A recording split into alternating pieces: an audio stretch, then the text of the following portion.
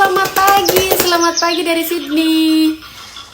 Akhirnya hari ini kita bisa bikin video lagi. Sudah lama nggak pernah bikin video, udah hampir berapa tahun ya. Karena pekerjaanku udah makin banyak, makin sibuk, terus anakku udah besar.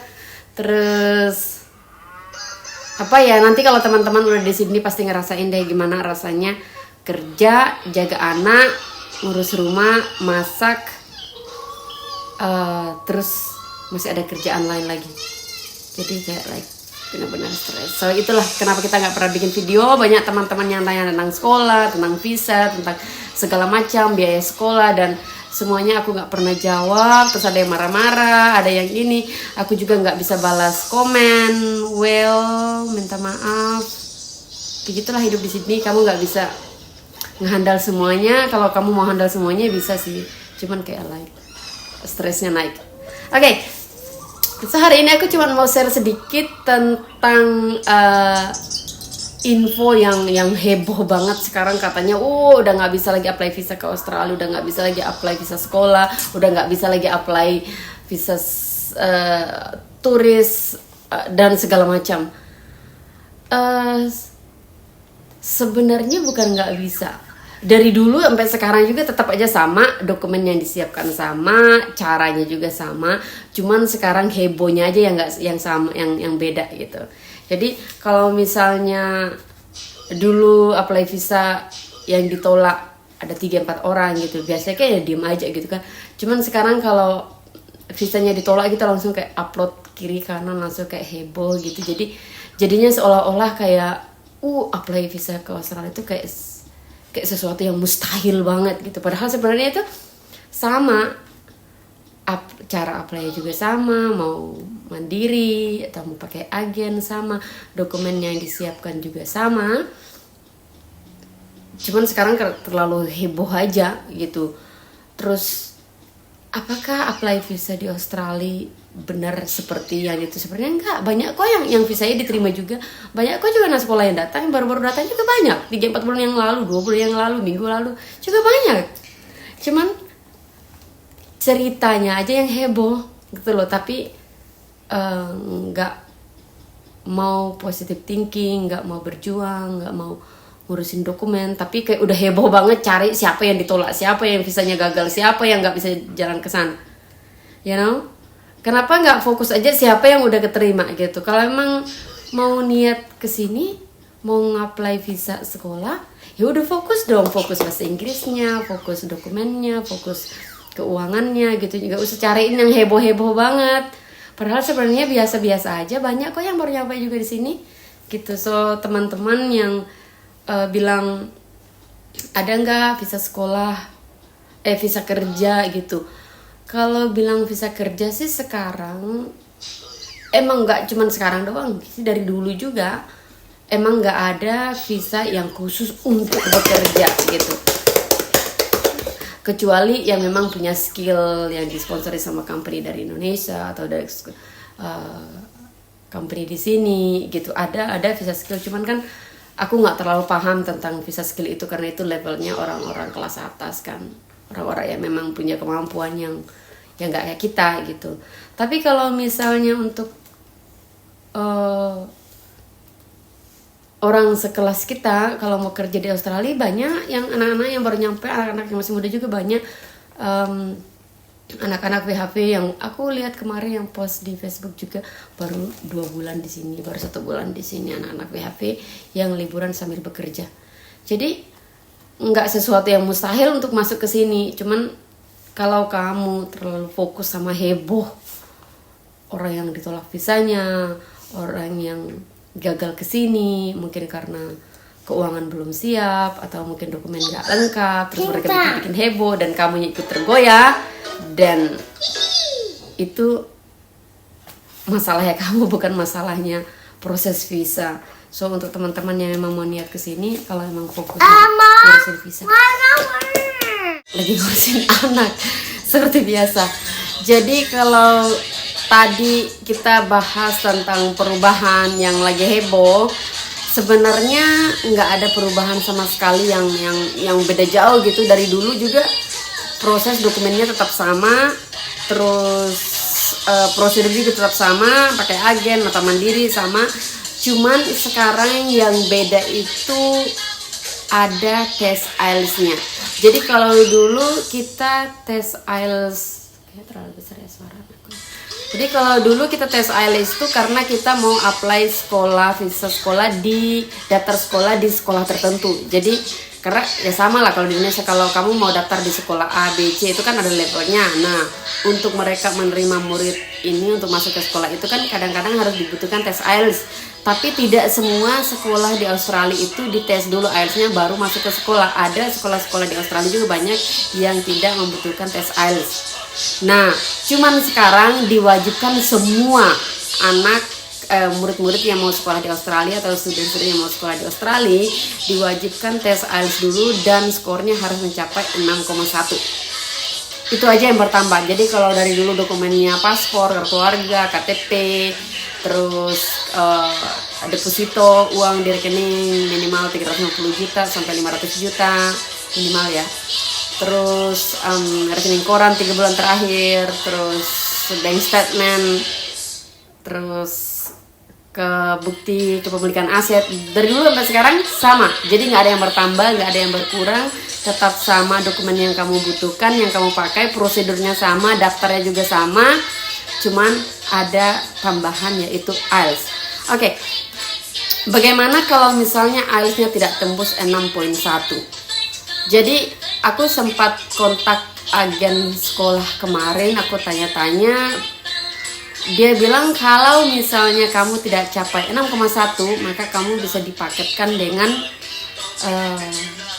kursus bahasa Inggris, karena masih ada kursus bahasa Inggris. Kalau dulu kan kamu nggak perlu tes IELTS, kamu tinggal datang, kamu datang sekolah yang tidak membutuhkan IELTS. Jadi bukan semua sekolah tidak membutuhkan IELTS ya. Dulu ada sekolah yang membutuhkan IELTS, ada sekolah yang tidak membutuhkan IELTS. Oke, jadi dulu kalau teman-teman yang nggak bisa bahasa Inggris atau yang masih kurang bahasa Inggris, yang masih lemah, sampai ke sini mereka ambil lagi kursus bahasa Inggris selama 20 minggu untuk belajar bahasa Inggris baru sekolah. Nah, kalau sekarang kamu harus tes IELTS dulu, mau sekolah di A, B, C, D, E, F, tetap harus ambil IELTS. Nah, kalau kamu nggak nyampe skor yang 6,1 itu, baru kamu ambil dipaketkan dengan yang kursus bahasa Inggris sama bayar uang sekolah, dan itu semua bayar di depan, gitu. Jadi nggak ada yang sampai kemarin tuh suka heboh, kayaknya dari bulan November, Desember, Januari sampai sekarang heboh banget. Kayaknya pergi ke Australia tuh kayak sesuatu yang mustahil gitu. Padahal sebenarnya biasa-biasa aja. Banyak kok juga yang baru datang, minggu lalu, 2 minggu lalu, 1 bulan lalu, banyak yang datang. Cuman hebohnya aja yang berlebihan. Orang satu yang ditolak posting di Facebook A ke Facebook B segala macam, ke Instagram segala macam. Terus gagal ini itu. Sebenarnya bukan karena Australinya yang ketat banget ngurusin visa, tapi sebenarnya emang dokumen kita atau keuangan kita yang memang belum qualify untuk masuk ke negara ini gitu. Jadi teman-teman kalau emang mau niat ke sini, mau proses ke sini, perjelas aja dokumennya, karena negara Australia itu ya kita tahu lah, semua orang juga akui negara Australia ini biaya hidup mahal, apalagi sekarang. Oh my god. Makanya aku tidak pernah bikin video lagi karena aku tuh sibuk bekerja. Oke, sibuk bekerja karena semua biaya udah tinggi sekali. Biaya apartemen udah tinggi, aku tinggal di sini aja udah berapa puluh juta per bulan. Terus listrik aja udah berapa puluh juta juga per 3 bulan. Ya berapa juta, bukan puluh juta sih. Terus biaya hidup harian. Jadi kalau dulu aku tuh belanja dalam 1 minggu, aku tuh bisa habiskan uang cuman $150. Sekarang tuh udah nggak bisa. Itu pun udah masak loh, udah masak kayak orang gila, kerja, masak, kerja lagi, masak, udah paket makanan bawa ke tempat kerja biar makan, biar lebih hemat waktu, hemat tenaga, terus juga biar bisa makan makanan yang sehat, biar hemat beli vitaminnya. Semua aku udah atur. Sekarang $150 itu udah nggak ada apa-apanya. Sekarang udah naik ke $250. Itu pun udah termasuk orang yang hemat, sehemat-hematnya aku. Buah, jus, susu, makanan daging, sayur-sayuran, itu gue udah masak dari Senin sampai Jumat gue masak guys. Jadi nggak ada yang namanya gue selesai kerja pergi dulu nongkrong makan, nggak. Sekarang kita makan, bawa makanan ke tempat kerja, anakku bawa makanan ke sekolah. Nah, jadi sekarang itu perubahannya bukan karena imigrasinya yang ketat, tapi karena biaya hidup yang tinggi. Jadi mereka benar-benar saring bahwa pastikan orang yang masuk ke negara ini tuh adalah orang-orang yang mampu, supaya nanti sampai sini gak stres, gak drop gitu. Karena biaya hidup udah tinggi sekali. Kalau dulu dengan $100 dengan $100, $200 kamu bisa hidup. Sekarang uang segitu udah sangat susah. Terus apartemen, biaya sekolah, biaya anak sekolah juga naik lagi. Coba bayangin, uang apartemen tempat aku tinggal sini naik, uang sekolah anakku naik, biaya hidup naik, apa nggak gila. Uang anak sekolah gua tahun lalu itu per tahunnya aku cuma bayar sekitar 17.000 sampai 18.000. Jadi ya 180 juta per tahun. Kalau tahun ini udah naik, ya emang udah naik sekarang. Jadi tahun ini uang sekolah anakku udah di atas 200 juta per tahun. Itu gila. Itu kan anak gue belum TK. Udah beres, anakku udah masuk ke TK. Nah, uang TK-nya murah.